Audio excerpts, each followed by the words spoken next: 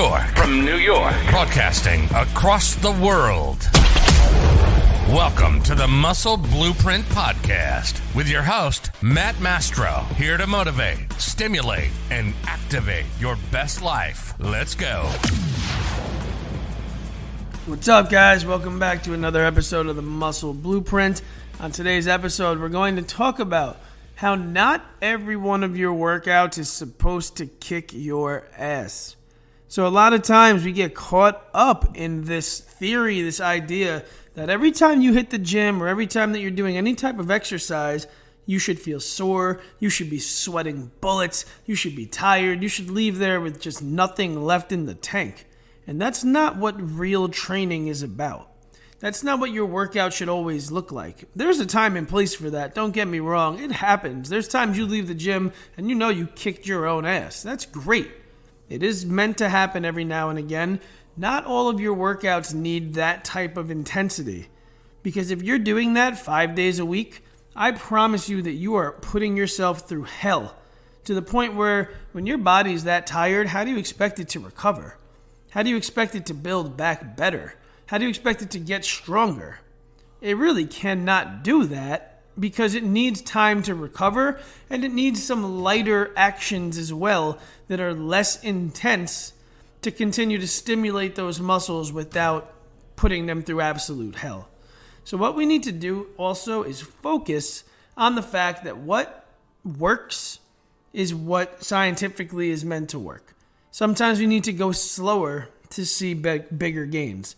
Sometimes it has to be a slower exercise that works. You know, a lot of the time with toning especially, a lot of people want to grow muscle, which is what toning is, right? That's having nice defined muscles. Nice defined muscles doesn't come from cardio workouts and high heart rate workouts. A lot of times we go slow.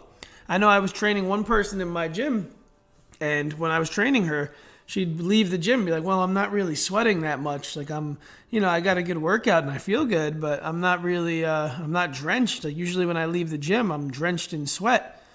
And I looked at her, I was like, of course, that's exactly what we're trying not to do right now necessarily. There's nothing wrong with sweating. A lot of that has to do with like your salt intake and how much water you drink, don't get me wrong. But she would go to the gym and do cardio all the time, and she would do really fast-paced exercises and do 25, 30 reps of things. Like, yeah, your heart rate was through the roof. You did cardio forever. We're muscle building now. We're taking breaks. We're resting. We're getting stronger and stronger and stronger. It's a different modality, a different style of workout, but it works because it is completely correlated with what the goal is. The goal is to tone and build some muscle. You've never trained this way before. Watch the results come by like that. Watch how quickly results come when you do something that's a little bit different, but it's not drastically different. It's just these little differences like tempo and the time that you spend to let your heart recover and the resistance that you're using and the rep ranges that you're using that make all of the difference. That's what really makes a difference. Not every workout is going to leave you not able to walk the next day. That's bullshit. If you're that sore after your workout, you did too much. You should not be debilitated the next day from a workout. That's not what we're training for. That's not healthy. Healthy is when you get stronger after your workouts. It's okay to be a little sore, especially if you're training differently than you ever have before. Like, yeah, okay, you'll wake up and notice your muscles are a little tight here and there until you've trained enough to break that soreness and that feeling. But you shouldn't feel debilitated after workouts. It shouldn't be something that you dread doing because it hurts. That's not what training is. So for now, what we need to work on is training, yes, aggressively and intense now and then, maybe once or twice or 3 times a week. You have those crazy intense workouts, but those between days need to be active rest days or little stimulation days where you're lightweight lifting, you're doing movements with your legs and stretching, you're doing the exercises that help your posture, your balance, your core. That's what you need to do between these intense exercises, because if all of your workouts are kicking your ass, you are not helping your body to grow and change. You're just breaking it down more and more and more until you're sick or until it just doesn't recover the way you want it to. And if you're going to spend all of this time on your health and getting stronger and more fit, go get the results.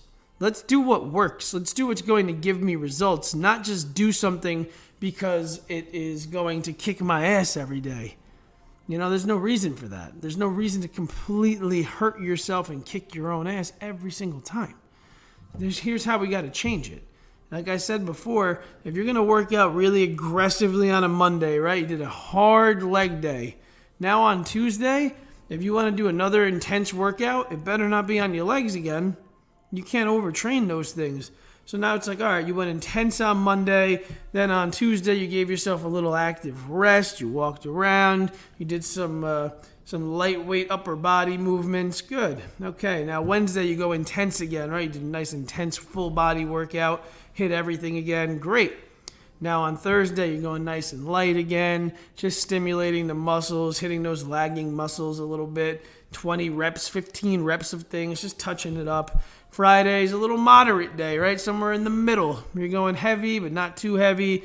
Kind of working on some hypertrophy style. Just hitting those muscles the way that you want to. Saturday, you do a nice rest day. You just walk around a little bit. Let your body recover. Do some yoga. Recovering. Sunday, same thing. Recovering. That gives you the ability to go hard, right? You trained aggressively a couple days. Then you still trained on certain days, but not enough to hurt yourself or make your body feel like, wow, I'm super sore, I can't move. But now you got 2 intense workouts in, 2 nice and light workouts in, maybe a cardio day thrown in there. And that is so much more effective than going to the gym and kicking your own ass Monday, Tuesday, Wednesday, Thursday, Friday. Or even Monday, Wednesday, Friday, you go 3 days a week and kick your ass. Like, you got to be careful with your recovery then too. You got to know how to recover and make sure that you're not always leaving the gym looking like you just went to war. Now and then, hell yeah, it's great, but it's not every single time because you do need time to let your muscles grow and recover and feel better. So I hope this helps you if you're somebody that's like me that really got into the intense workouts but also is starting to understand recovery really does matter. Take advantage of it and use it so that you grow. This is one of those train smarter, not harder things. Of course you want to train hard, of course. But you also need to know when it's time to step back and just stimulate and not attack. Hope that makes sense. Thank you guys for listening. Any questions, you can always hit me up. I'm on a million different apps, so message me. I'd love to talk to you. As of now, I am going to let the outro take over. This is Matt Mastro and the Muscle Blueprint. Thank you for listening to the Muscle Blueprint podcast. Stay tuned for more episodes every day and find us on YouTube and Instagram at the Muscle Blueprint.